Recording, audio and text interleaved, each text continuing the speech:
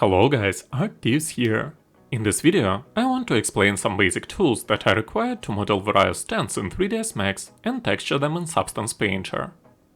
This video is aimed at beginners. You can find the chapter list in the video description and in the pinned comment. Overall, I'll show examples of using splines, editing vertices, working with cross-section and surface, basic application of the close modifier, as well as the method for creating patches and stitched seams in Substance Painter. Let's get started. First things first, I'm building the structure of the tent. You can use this method for various fantasy roofs, umbrellas and other objects out of stars. I'm using 9 pointed stars because one side of the tent is used for the entrance, while the rest of the tent maintains symmetry. I won't be modeling the entire tent in this video, I'll limit myself to the roof. I create several stars with different radii. I start with radii of 115 and 145 for the central segments, using matching radii for the upper part, the roof ring, and adjust the radii so that the lower segments look like they have 9 sides, as if there are some guide poles there. Then I convert all the stars into splines and combine them into a single object using the Attach tool. Some vertices are shown as yellow dots. It means that each yellow vertex is the first one on the corresponding row. This will be important if we decide to create the spline base for our surface. Next thing I do is select every other vertex on all the objects and change its vertex type to smooth. Essentially, this creates hidden points that we don't see at this stage, but which will appear later when we create our surface. The number of those hidden points is controlled by a separate surface parameter. We could linger on this step and break the symmetry of our tent or umbrella by manually moving some vertices. In general, we can also move our splines later on, even on the stage when we are already turning them into a specific surface. To get the vertical splines, I convert my stars into splines, combine them into a single object using the Attach function, and then subsequently apply the cross-section modifier to them. Now we have to select the vertices of individual shapes with the Marquee selection tool, because each vertex is essentially made up of 2 separate points, one belonging to the vertical spline and the other one to the horizontal one. Finally, I apply the surface modifier to my object and convert it to the editable poly. Before I change it to editable poly, I make sure that its shape suits me well. I regularize the top circle by using the Loop Regularizer plugin. You can also achieve the same result using the Rapid Tools plugin. Finally, I remove all the unnecessary horizontal supporting edge loops and replace them with new ones that I apply while holding the Shift key. This makes 3dsMax consider existing edge flow. I do this to make our roof curve smooth. At this stage, the closer your polygons are to square shape, the better.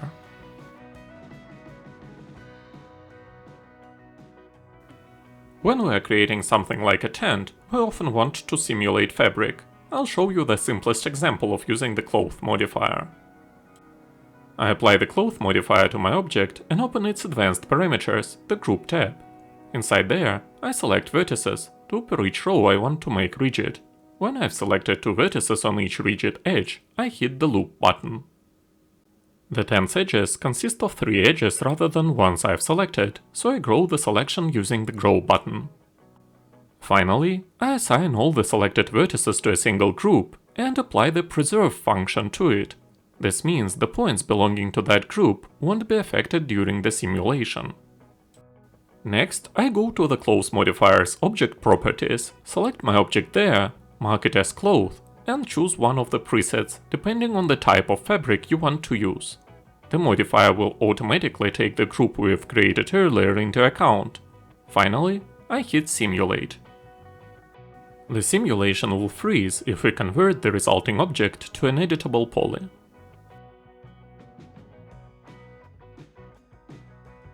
Now let's talk about Substance Painter. After all, what kind of fabric is it without patches and stitches? I took some standard smart material and made 2 versions of it, each in its own folder. Of course, in a real project we'd add a lot more, throw in various grunges and so on, but what I'm showing here is just a simple demonstration of the basic principles. I have 2 folders, one with a green material and one with a red material. You can experiment with their blending options and layer opacity, but I'll start with the most important part. I apply a black mask to the green layer, then add a paint layer to that mask, and selectively remove the mask using the Path tool. I use this tool in Filled Path mode, so I get not only the outline, but also the interior feel. I switch the tangents of my path from smooth to linear. This can be done by double-clicking with the left mouse button, or by using the dedicated button in the contextual toolbar. Next step, I create a dark fill layer with a negative height value. I apply a black mask to it, then simply copy the paint layer from the mask of the previous layer, the one that contains my filled path. I change the path tool type from filled path to follow long path, so I get the boundary line without having to redraw it manually. I apply a blur filter to this mask, along with the levels to control the softness of our seam. You can also switch the hide data blending options of this layer to replace. At this point we have the fabric, a patch of a different color, and the dividing border between them. The next stage is creating the stitches. I take another fill layer. Of course, in a real project we'd use many more different layers and masks to make the thread less uniform, increase its roughness and height, and copy my path mask onto it. In general, the seam can be a simple dark line, or it can be a smooth indented line softened with a blur filter. We want to give it a high roughness value. The seam color can be dark, but we can increase its opacity so that it blends into the existing fabric. We also want to set its hide data blending options to replace. Now it is time for stitches. This time I alter the brush alpha of the path mask I've copied on a fresh fill layer, increase the spacing, and enable the follow path mode for our brush. You might also want to play with other settings and adjust the angle of the stitches relative to the line. As you can see, there's plenty of various settings that define the final look of our seam. I only show you the mask part. The way you organize your materials is absolutely up to you. Substance Painter provides you with a couple of path tool friendly seam brushes. Others won't respect the paths properly. You might want to play with blending options. I set most of mine to replace for this video. Roughness value, the look of those seam stitches themselves, and the parameters of your path tool and brush itself.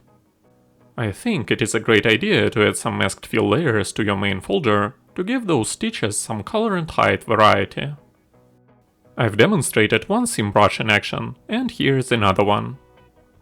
You can also use a masked dark fill layer that has a negative height value to paint some holes for those stitches if you want.